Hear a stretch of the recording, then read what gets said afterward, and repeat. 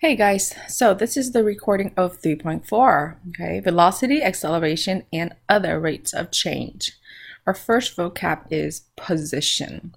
Position is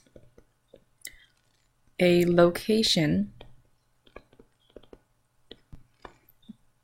where the object is at a particular time, and let's use T for time, okay? Our textbook uses S of T to denote position, okay? Other textbooks uses X of T. So if you see either one, make sure you understand that it's talking about position. The next one is displacement. Okay, displacement is the change in position. Okay, the change in position. So that means we're really talking about delta S, right? Since our book uses S of T for position. Or another word is the change, excuse me, in vertical, okay, from time A to B. So what I mean, B should be not too close to that word. To B. Okay, so what I mean is, let's talk about position. Okay, let's kind of sketch it out. So here, let's do a position sketch. Here's time. Obviously, time is not going to have any negative value, so we're just going to start there. And here is the position. Okay, where is it located, right? So at the beginning of time, for example, an object that's moving along the horizontal line, it's, let's just say we're going to start at 0. Then let's just talk about a bike, right? We're riding a bike down along the beach. So at the beginning of time 0, you are going to be at home. The bike's going to be at home. And then maybe like 10 minutes later, you're down on Main Street. So that's where the position is. So the displacement is talking about the change in your position, the change about the bike, okay? So by definition is S of B minus S of A. And yes, very important that you know this formula, okay? Next, we are going to talk about average velocity. Average velocity, again, is not the same as just the velocity, okay? Average velocity, it's, as I put it here in parentheses, is the slope of secant line, okay? So that means it's the change in S divided by the change in time. So the change in S is the change in position, okay? Which is, as you know from above, the change in S is the displacement. Displacement over the change in time. Okay, well, displacement, just like the one above, is really S of B minus S of A all over B minus A. And B and A are the time. Okay, so keep in mind that this is, again, another equation that you would need to know. Now, doesn't that look like just the average rate of change? That's why this one right here said the slope of the secant line. Okay, now velocity. Can you see the word average velocity and velocity are now two different things, okay? Velocity is the slope of a tangent line, okay? So this really is instantaneous. Oops. Instantaneous, okay? That means it's going to happen at one location. So we would need to use limit because we do not have a second point. So limit as t approaches some value, okay, S of t minus S of A all over t minus A. So it looks like I'm using limit to the formula as a point, right? Not the formal definition of limit. Or, since you already know how to find the derivative the quick way, you can just do that, right? So s prime of t, which is really saying that the same thing as ds over dt, then that's the same thing as the velocity, okay? So class, the velocity is the same thing as taking the first derivative of the position. Again, velocity is the same thing as taking the derivative of the position.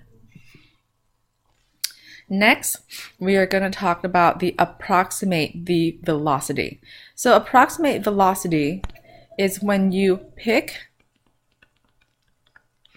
any A or B values that are close together.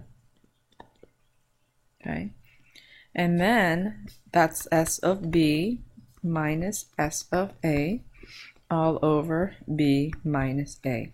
So if a question asks you to approximate the velocity, then you're kind of just guessing the slope. Let's talk about the speed. Hi, honey. You want to say hi? Hi. Okay. We'll do speed. Okay, so speed, the difference between speed and velocity is that speed does not take into account direction. That's the difference between speed and velocity, okay? It can only be positive. So the speed can never ever be negative. Velocity can be negative. Speed can never ever be negative. So speed is exactly the same as velocity, except, okay? Except that it needs to be an absolute value of velocity because speed cannot be negative. And remember, v of t is the same thing as the first derivative of your position, okay? How important is this? Super important.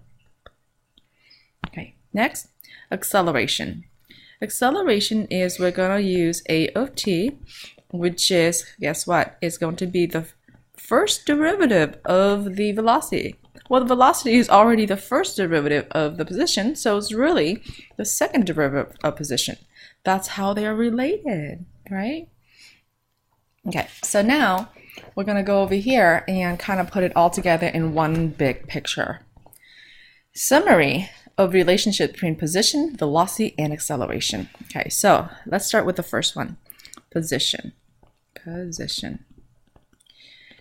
I'm going to give you s of t. Okay, but the next one we're going to have is velocity. Well, velocity is v of t. How is that related to position?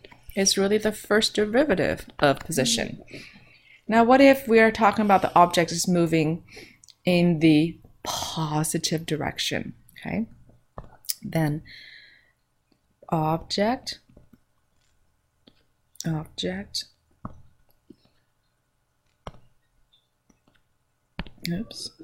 moving in the positive direction. Okay.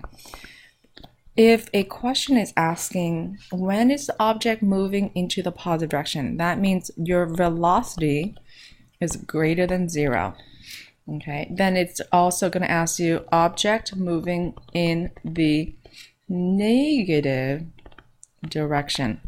This is when your velocity is less than 0. Then it sometimes asks you when is the object stops or changes direction. Stop or changes directions. That means when the velocity is exactly at 0. Okay, so that's what you need to know about velocity.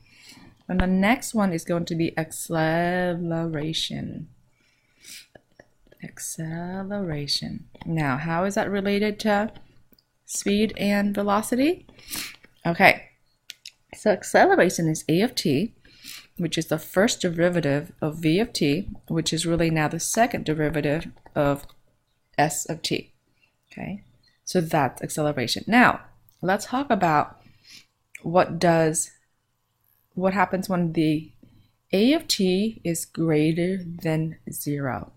Okay, so when a of t is greater than 0, that means the accelerating force is to the right.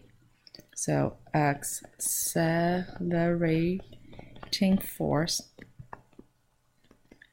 is to the right. Okay, that means when a of t is greater than 0. Okay, so what happened when a of t is less than 0? A of t is less than 0. That means its accelerating force is to the left. And what happens when a of t is exactly 0? No, it's not stopping.